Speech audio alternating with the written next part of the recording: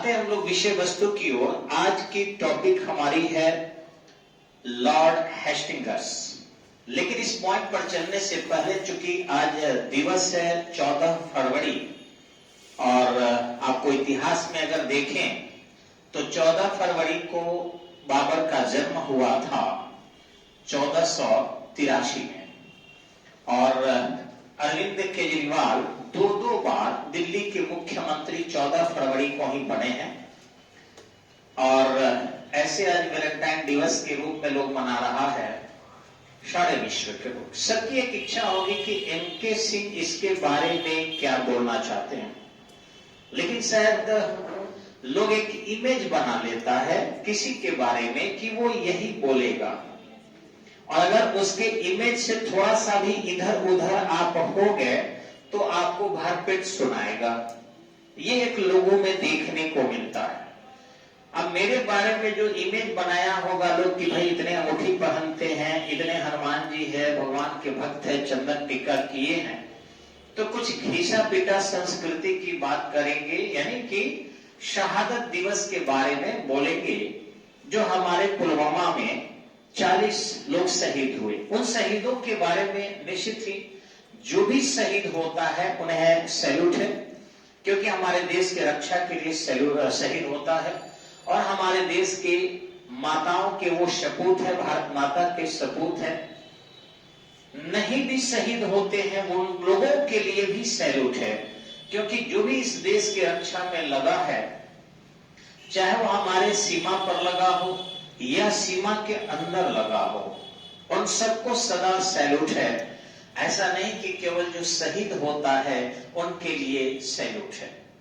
लेकिन ये क्या हुआ था पुलवामा में, आप सब वाकिफ है उस मुद्दे को, हम कोई विपक्ष के नेता नहीं कि उठाएं, लेकिन इतना जरूर पढ़ना चाहिए कि national international events and political game क्या होता है और किस तरीके से ये राजनेता घटना दुर्घटना को अंजाम देते हैं। उस पर हम चर्चा नहीं करेंगे। आज की हमारी टॉपिक 2 है, एक वैलेंटाइन डे और दूसरा है हमारा लॉर्ड हेस्टिंग्स, पढ़ाई से संबंधित है। तो मैं दिखाऊंगा भी कि देखिए हमारे बच्चे आए हुए हैं, हमारी बहनें आई है, बेटियां आई है, हमारे भाई लोग आए हुए हैं, बेटे लोग भी आए हुए हैं, और सब लोग पढ़ रहा है। इन लोगों के अंदर जो है ऐसा नहीं है कि प्रेम की भावनाएं नहीं है, ये लोग प्रेम की भाषा भी समझते हैं, लेकिन वैसा प्रेम ये नहीं करते जैसा कि लोग केवल प्रेम में ही इस दिन को गुजार दे। 2-4 मिनट के लिए कोई भी दिवस, रोज कोई ना कोई दिवस है, लेकिन एक्चुअल है इनके लाइफ का स्टेबिलिटी।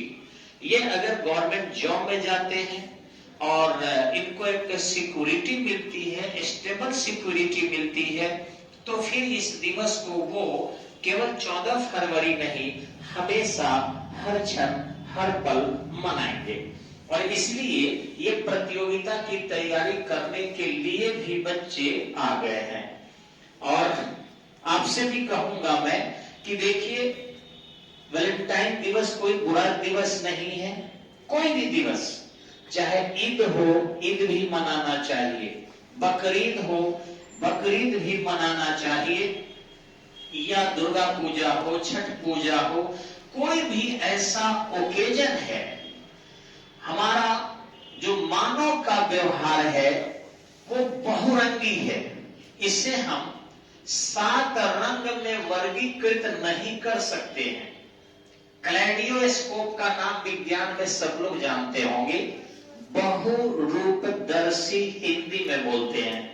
उस बहुरूपदर्शी के सिद्धांत का पालन करना चाहिए, यानी हमें विश्व के उन सभी अच्छे चीजों को स्वीकार कर लेना चाहिए बिना किसी परहेज के कि ये इस धर्म का है, ये इस धर्म का है। इसका डेविएशन सीखने वाला नहीं करता।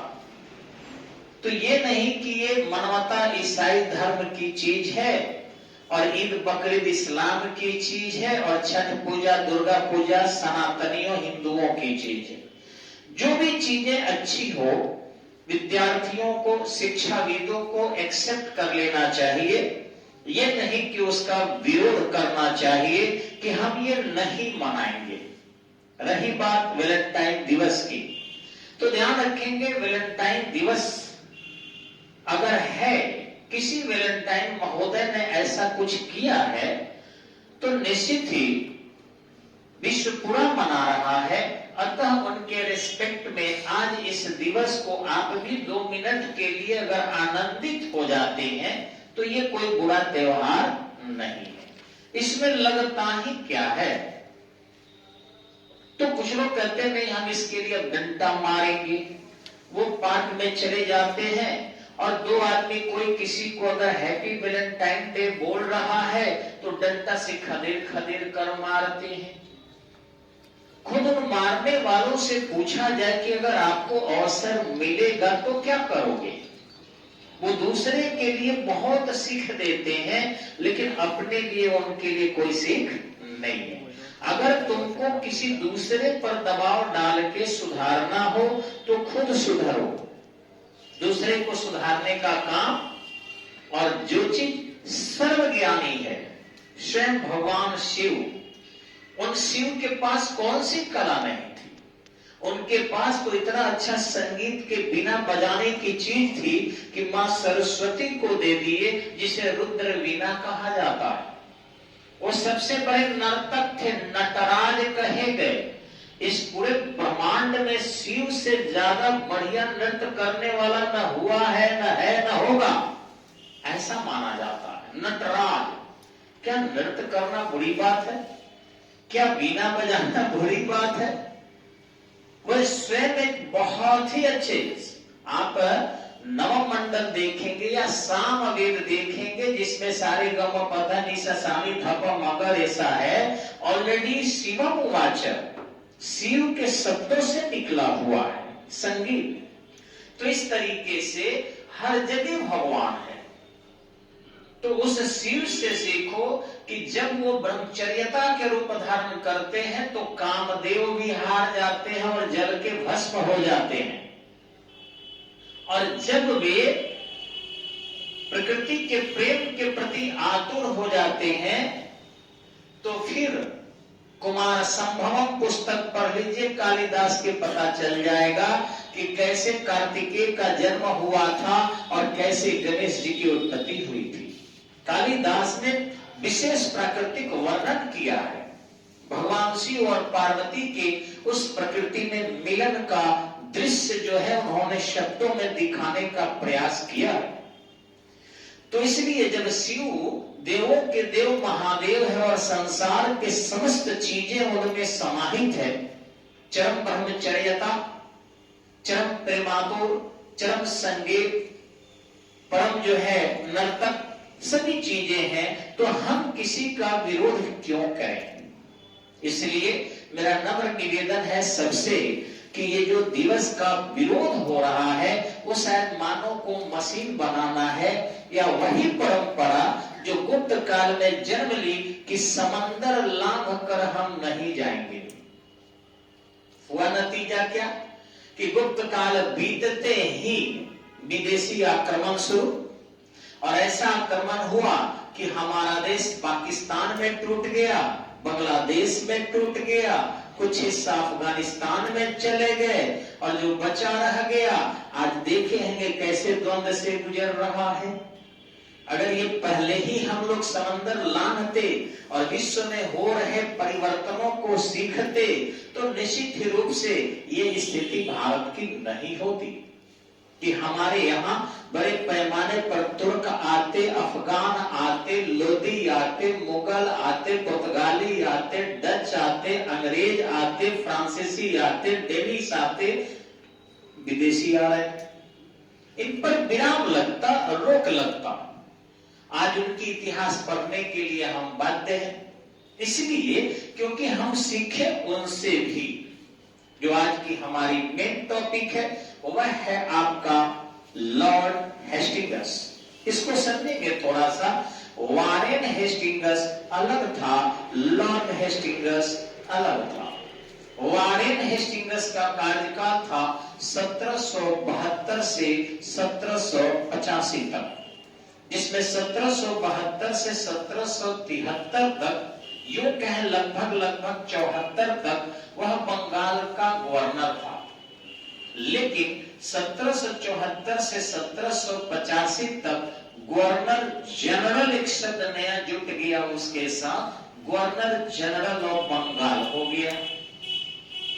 और जहां तक हेस्टिंगस में लॉर्ड आ गया, एक दूसरा व्यक्ति था। काफी लोगों के गांव में एक नाम से कई आदमी हैं। अब इतिहासकार उसको समझाने के लिए आपको उनमें कुछ न कुछ उपमा उपमेय जोड़कर अलग करते हैं। जैसे चंद्रगुप्त प्रथम, चंद्रगुप्त द्वितीय, तो नाम उन लोगों का प्रथम द्वितीय नहीं था। इतिहासकार समझाने के लिए जो चंद्रगुप्त प्रथम था, घटोत्कच का पुत्र, उसे प्रथम कह दिए ताकि आसानी से इसको समझा जा सके। और ठीक इसी ढंग से आपको चंद्रगुप्त द्वितीय जो था वो समुद्रगुप्त का पुत्र था, इसको भी जो है द्वितीय अपने से डाले, पहले से ये नहीं था। तो आप ध्यान रखेंगे, वैसे ही दोनों का नाम हेस्टिंगस ही था। लेकिन समझने के लिए, समझाने के लिए उन्होंने यह स्पष्ट कर दिया कि पहले वाले को जो 1772 से 1785 तक रहा, उसको वारेन हेस्टिंगस कहेंगे। और जो 1813 से 1823 के बीच रहा, उसको लॉर्ड हेस्टिंगस कहेंगे। ऐसे हेस्टिंगस ही जाना गया, लेकिन लॉर्ड लगाकर जाना गया ताकि आसानी से हम सब समझ सके, दिक्कत नहीं हो। फिर भी बच्चे इन दोनों को कई बार एक कर देते हैं और एक समझ जाते हैं। ध्यान रखेंगे, वारेन हेस्टिंगस के नाम के पहले भी लॉर्ड लगा था। एकमात्र डलहौजी था जिसको लॉर्ड की उपाधि नहीं मिली थी। लेकिन किताब लिखने वाले गलती से उसके नाम के साथ भी लॉर्ड लिख देते हैं, किताब वाले लेखक भी, गाइड में भी। जबकि डलहौजी को महारानी ने लिख दिया था कि इसको कभी भी लॉर्ड की उपाधि नहीं दिया जाए। बाकी सभी अंग्रेज बड़े अधिकारी को लॉर्ड की उपाधि मिली थी। तो वारेन हेस्टिंगस भी पूरा नाम था लॉर्ड वारेन हेस्टिंगस, और उसका नाम था केवल लॉर्ड हेस्टिंगस। लॉर्ड हेस्टिंगस ने क्या क्या किया, थोड़ा वो बताने की मैं कोशिश कर रहा हूं। लॉर्ड हेस्टिंगस ने पहला काम आते ही किया, और हस्तक्षेप के नीति को हस्तक्षेपवादी बना दिया। अहस्तक्षेप की नीति को मिंटो ने अपनाया था। और अहस्तक्षेप माने कोई हमला भी कर रहा है और हाथ जोड़ के बैठे हुए हैं। तो बड़े पैमाने पर नेपाल से भी आक्रमण हो रहा था, इधर पिंडारी भी कर रहे थे, उधर राजस्थान से राजपूत लोग भी कर रहे थे, इधर मराठे भी हमला कर रहे थे, और फिर भी जो है हस्तक्षेप नहीं कर रहा था मिंटो। इसको देखकर लॉर्ड हेस्टिंगस बौखला गया और कहा हम नहीं मानेंगे, हम आक्रमण करेंगे। हुआ भी ऐसा। 1813 से 1823 के बीच में जब 1813 का कंपनी एक्ट आया, उसमें एक विधान आया था। पहला था कि कंपनी एकमात्र अब भारत की व्यापारिक इकाई नहीं रहेगी। जो देखे होंगे 31 दिसंबर 1600 को ब्रिटिश ईस्ट इंडिया कंपनी को भारत में एकल व्यापार करने का अधिकार यूरोप के महारानी ने दे दिया, ब्रिटेन के महारानी ने दे दिया। वह अधिकार समाप्त कर दिया गया, और अब ईस्ट इंडिया कंपनी के स्थान पर अन्य यूरोपीय ब्रिटिश कंपनी भी भारत में व्यापार कर सकती थी।